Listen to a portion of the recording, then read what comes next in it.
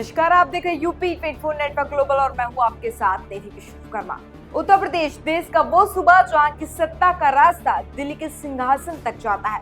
2024 के लोकसभा नतीजों ने यूपी की सियासत की पूरी तस्वीर बदल दी थी। अब सवाल 2027 का है। क्या 2024 का वो इत्तेफाक 2027 में इतिहास बन पाएगा? आज हम बात करेंगे समाजवादी पार्टी के मुखिया अखिलेश यादव के उस बड़े खुलासे की जो उन्होंने हरियाणा के रेवाड़ी में किया है।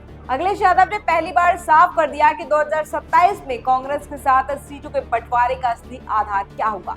क्या ये सिर्फ सीटों का नंबर है या फिर इसके पीछे कोई गहरी चुनावी रणनीति छिपी है?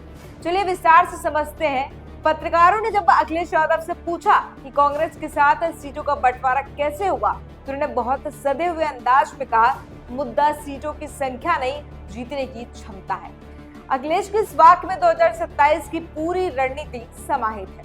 संख्या बनाम शक्ति, यानी सपा अब बड़े भाई होने के नाते सिर्फ वोटों का कोटा तय नहीं करना चाहती। अगर कांग्रेस के पास किसी सीट पर मजबूत उम्मीदवार है तो सपा वहां पीछे हटने को तैयार है। अखिलेश ने स्पष्ट कर दिया कि इंडिया गठबंधन बना रहेगा और कांग्रेस उनके साथ रहेगी। यह उन अफवाहों पर पूर्ण विराम है जो गठबंधन टूटने की बात कर रही थी। सिर्फ जिताव को टिकट नहीं, इसका मतलब साफ है कि गठबंधन अब केवल दोस्ती के आधार पर नहीं बल्कि ग्राउंड डेटा और सर्वे के आधार पर टिकट बटेगा। आखिर अखिलेश यादव इस विनेबिलिटी फॉर्मूले का इतना जोर क्यों दे रहे हैं? इसके पीछे 2024 के वो आंकड़े हैं। लोकसभा चुनाव में सपा और कांग्रेस के वोट शेयर ने मिलकर भाजपा को कई सीटों पर पछाड़ दिया था। अखिलेश को पता है कि अगर विपक्षी वोट नहीं बटा तो भाजपा के लिए 2027 की राह बेहद मुश्किल होगी। लेकिन यहाँ कुछ बड़ी चुनौतियां भी हैं, जैसे स्थानीय नेताओं का दबाव। हर विधानसभा सीट पर सपा और कांग्रेस दोनों के गद्दावर नेता अपनी अपनी दावेदारी ठोक रहे हैं। क्या अखिलेश और अब राहुल अपने कार्यकर्ताओं को ये समझा पाएंगे कि टिकट संख्या के आधार पर नहीं, सर्वे के आधार पर कटा है? हाल के उपचुनावों में सीटों को लेकर जो खींचातान दिखी थी वो 2027 में ना दोहराई जाए। अखिलेश को इसी जमीन तैयार किया गया है। एक तरफ अखिलेश यादव का वो डब्ल्यू यानी विनेबिलिटी फॉर्मूला है, तो दूसरी तरफ भाजपा का मजबूत संगठन और मुख्यमंत्री योगी आदित्यनाथ का चेहरा।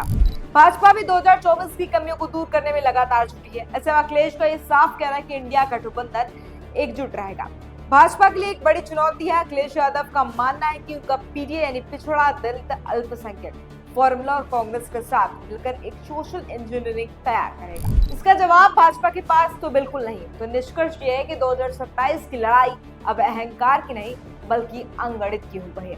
अखिलेश यादव ने अपना रुख साफ करते हुए कांग्रेस के पाले में गेंद डाल दी है और अब देखना बेहद ही दिलचस्प होगा क्या कांग्रेस नेतृत्व अखिलेश के इस प्रैक्टिकल फॉर्मूले पर पूरी तरह सहमत होता है या नहीं, और क्या ये गठबंधन जमीनी स्तर पर भाजपा के अवैध किलों को घेर पाएगा? 2027 की इस महाजंग में आपकी क्या राय है? क्या अखिलेश का ये फॉर्मूला उन्हें दोबारा मुख्यमंत्री की कुर्सी तक पहुंचाएगा? अपनी राय मुझे कमेंट बॉक्स में जरूर बताएगा। फिलहाल के लिए देखते यूपी नेटवर्क ग्लोबल।